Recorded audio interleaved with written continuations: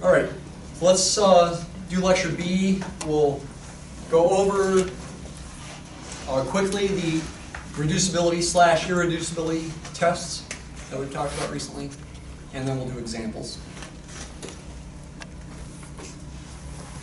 Let's not spend time with the definition here. I'll just remind you with the definition, what the definition is as we go here. All right, reducibility/irreducibility related facts. Quickly going over this. Again, we have the degree 2 or 3 test that applies when the coefficients are from a field, and when the degree of the polynomial is 2 or 3. Then it's going to be irreducible over the field if and only if it's got a 0 in the field, and therefore also it's reducible over the field if and only if it doesn't have. Did I type that wrong? Did I type that wrong in past slides?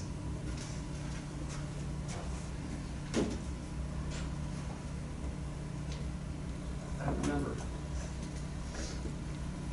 F of x is irreducible over f if and only if f has no zeros in f. Maybe the book phrases it in terms of reducibility. Forgot. Yeah, they phrase it in terms of reducibility. Let's go back. Let's phrase it like they do. I don't remember if I had it wrong on the other one.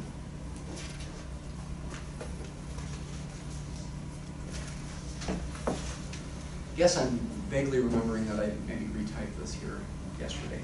I just typed it wrong. So maybe it was right on other slides from past lectures.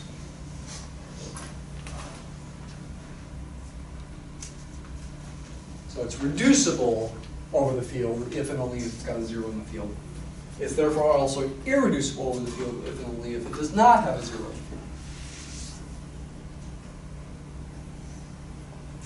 Okay. Irreducibility, again, is analogous to being prime. Except with polynomials here instead of numbers. Can you factor it over fields as product to lower degree polynomials? Just like can you factor a given positive integer as the product of 2 smaller positive integers.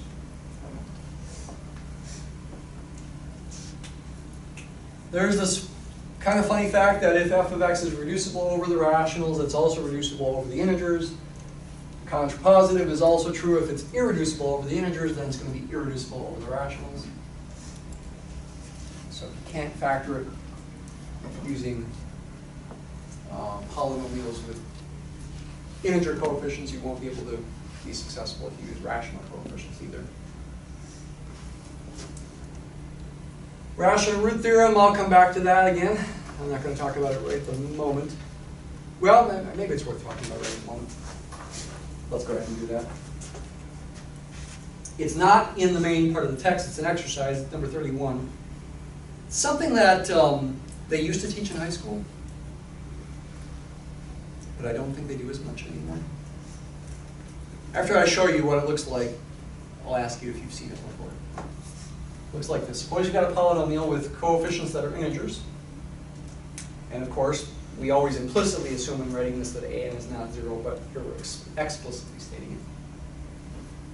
Prove that if r and s are relatively prime integers, and f of r divided by s, that rational number is a 0 of f, then in fact the numerator must divide the constant term of the polynomial, and the denominator s must divide the leading coefficient. Anybody seen this before? Let's ring a bell. Okay, nobody. They taught it to me in high school. And it's a pretty handy fact, I think, at least for the kinds of problems that you get in math textbooks, not necessarily real-life problems. You know, in math textbooks, you often get problems that do have rational roots, whereas in real life, come up with a polynomial based on data, for example, statistical modeling, trends and that kind of thing, it's probably not going to have any rational roots. So then it's not so useful. It's useful when the polynomial has rational roots, as they do with oftentimes with textbook problems. So it's useful for doing homework, not necessarily for real life.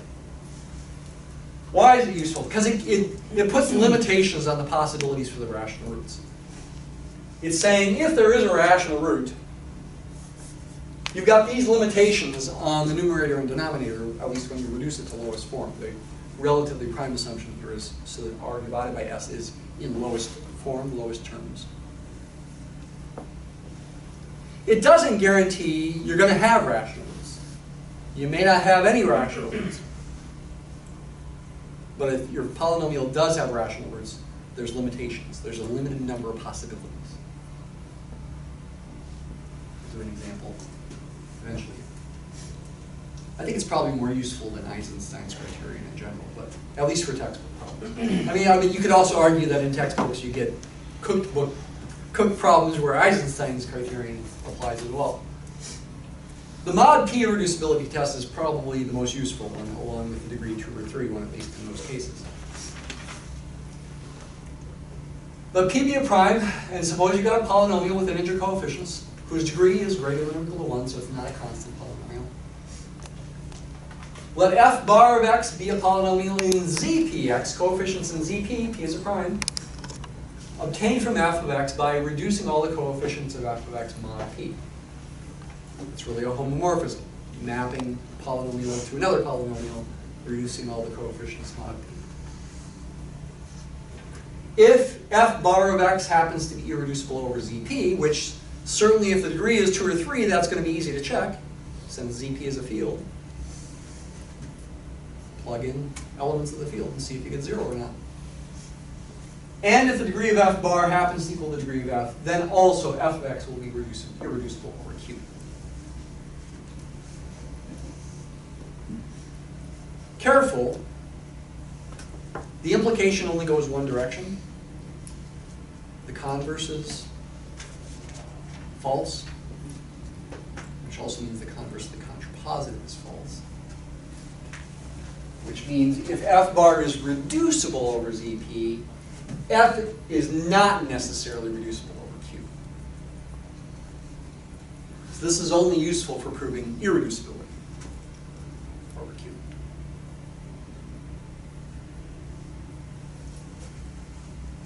Coming to examples here in a couple minutes. And then we have Eisenstein's criterion. Again, you got to kind of cook up a problem for where this applies. Suppose you got a polynomial with coefficients in Z. Suppose there's a prime which is not dividing the leading coefficient. And commonly the leading coefficient is 1 anyway. Commonly we have a monic polynomial. So this is almost always automatically verified. It does divide all the other coefficients, but its square does not divide the constant term. Then the polynomial is going to be irreducible over Q. Kind of an odd theorem, but true. And the proof's not super hard. It's worth looking at, studying. It's fairly easy to make up problems where Eisenstein's criterion applies.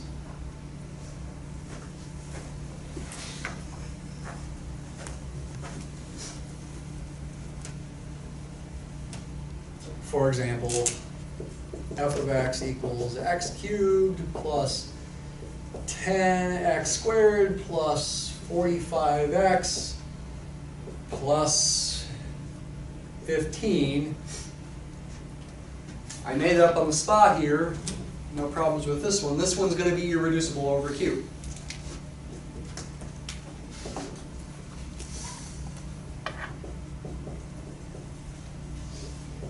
By Eisenstein. With what for P? What should I use for P?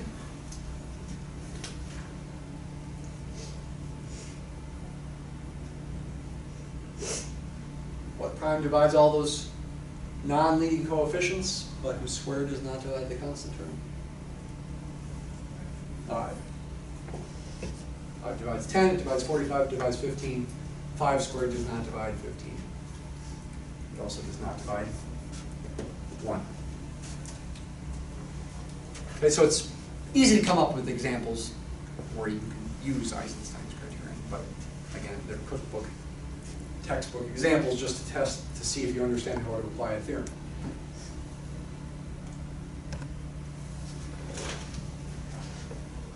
All right, now we're on to the examples.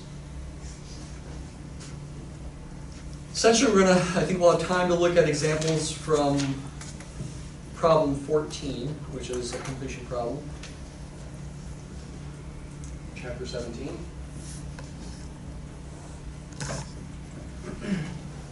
Parts A, B, C, and D. I don't want to do part E. Determine which are irreducible or reducible over Q. And notice none of them are degree 2 or 3. So that does make it a bit harder, it seems.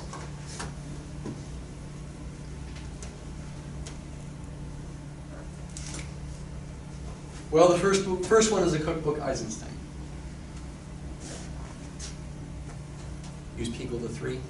3 does not divide 1. It does divide 9. It does divide 12. It divides 6 as well. 3 squared does not divide 6. Therefore, by Eisenstein's criterion, that polynomial is irreducible over Q.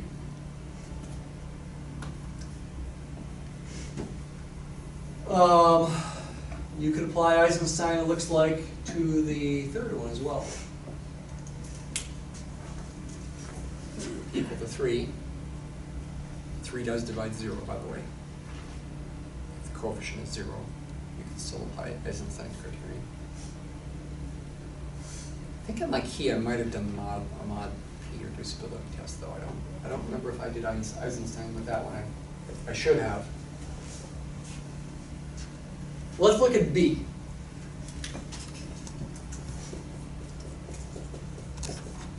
X to the 4th plus x plus 1.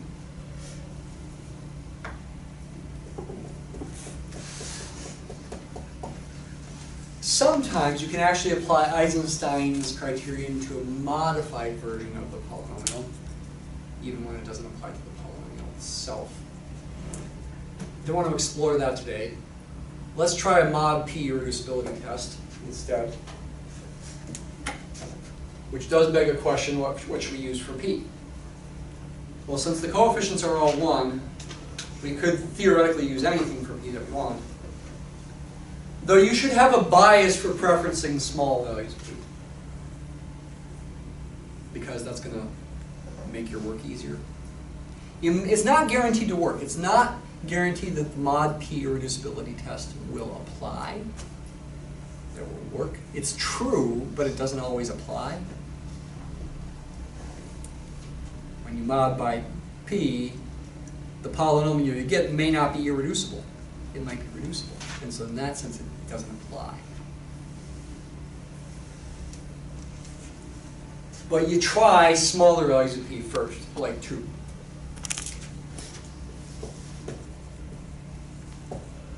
That's mod by 2, which doesn't affect the polynomial. F bar symbolically is the same as F.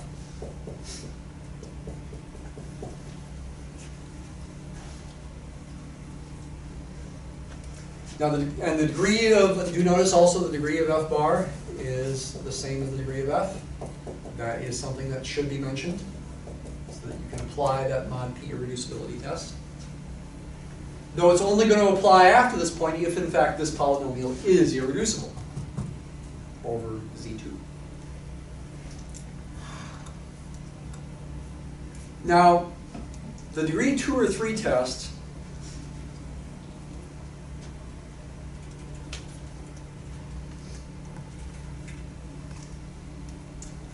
is technically an if and only if when the polynomial has degree 2 or 3. But one direction is still true if the polynomial has higher degree.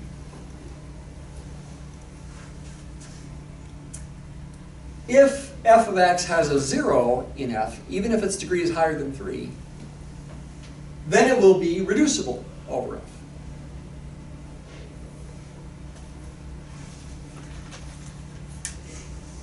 The other direction, being reducible implying it's got a 0, is not necessarily true if the degree is higher than 3. That's worth writing down. So this degree 2 or 3 test still applies in one direction if the degree is higher than 3. direction that you can say is true is if f of x has a 0 in f, then it will be reducible over f.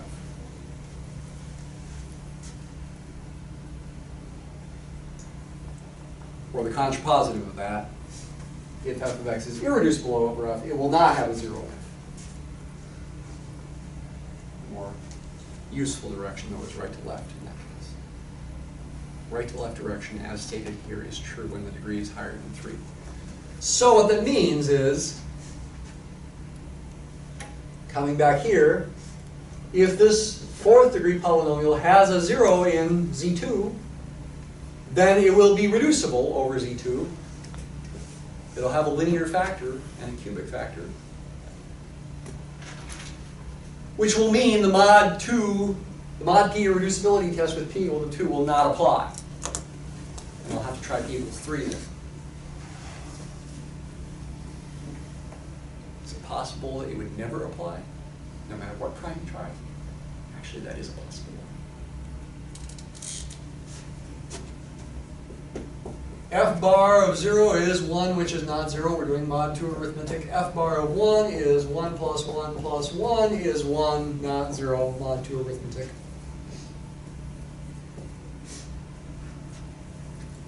So, we're not quite done yet.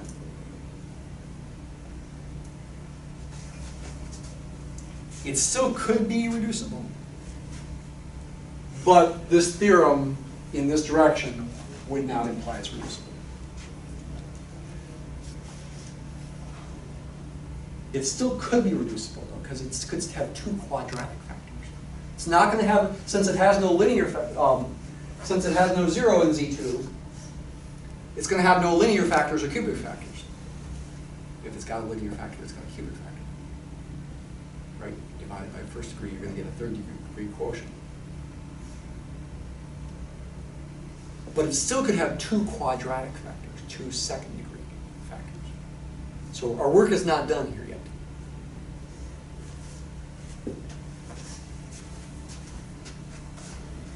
However, it's not that much more work when you use Z2, because there are a limited number of possible quadratics to consider, quadratic factors. What are the quadratics in Z2x? There are a limited number of them. There's x squared, there's x squared plus 1, there's x squared plus x, and there's x squared plus x plus 1. 4 quadratics in this ring. That's all there is. So in verifying, hopefully you might say that this is irreducible over Z2. Hopefully none of those should be factors of it. You can rule out the 2 of those, or actually the 3 of those that have zeros right away. These 2 have 0 as a 0. This one has 1 as a 0. Those can be ruled out, because f bar has no 0 in Z2. Rule out as possible factors of f bar of x right away, since these have zeros in Z2.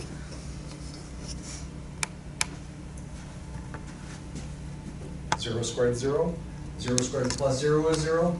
Also 1 squared plus 1 is 0. 1 squared plus 1 is 0.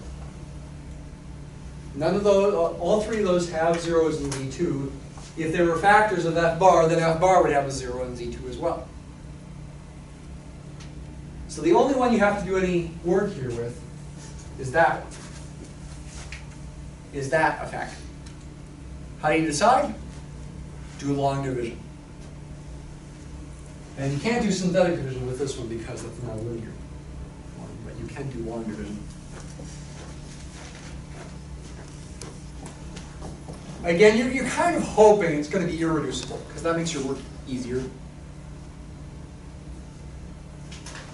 So you're hoping to make your work easier ultimately, that x squared plus x plus 1, that last possibility, is not a factor. You're hoping, when you do this long division, that you get a non-zero remainder, right? Because that would mean it's not a factor.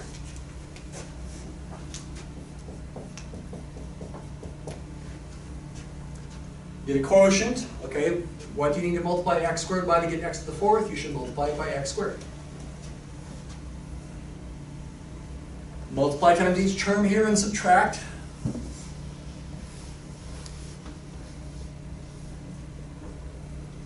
Maybe you want to put some space in here. You don't have to, but maybe that would have been better. I added some space in there. Now subtract mod 2. X to the fourth cancel. 0x cubed minus 1x cubed is negative 1x cubed, but it's mod 2 arithmetic, so that's just x cubed. Negative 1 equals 1. Same thing with the x squared. Then these just come down. Not done yet. What do I multiply x squared by to get x cubed? I multiply it by x. Get x cubed then plus x squared plus x. Subtract, all those cancel, you're left with the 1. Hey, that's got to be the remainder. That's got a degree less than what we're dividing by. Less than the degree of what we're dividing by. It's non-zero. We're done.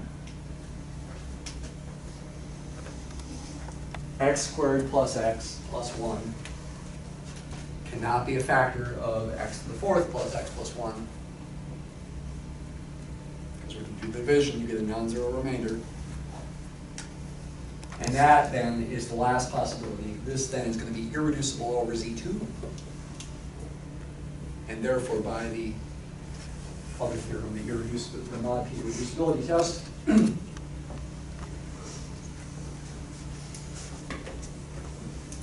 original polynomial is irreducible over Q.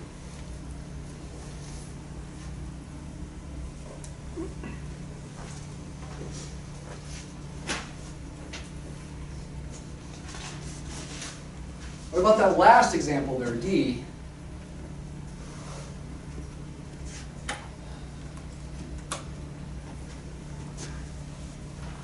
It's fifth degree.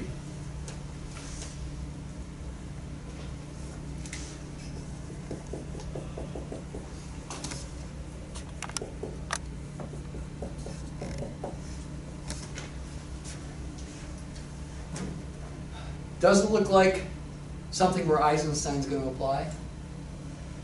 You cannot use p equals 5. That would not work. 5 does not divide 1. That one.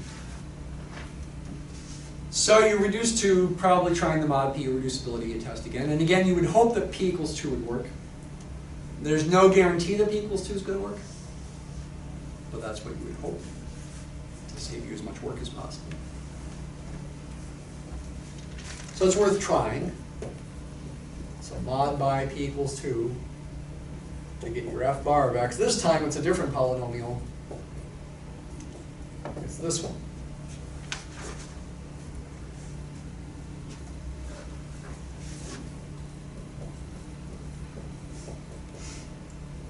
Does it have any zeros in Z2? No, it doesn't. F bar of 0 is 1 and f bar of 1 is 1.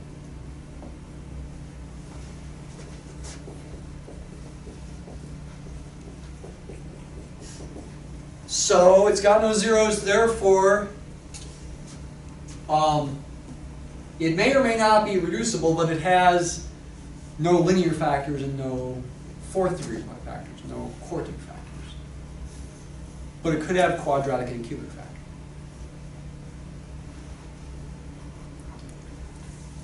Once again, you can rule out the same polynomials we ruled out before. Right away, those three.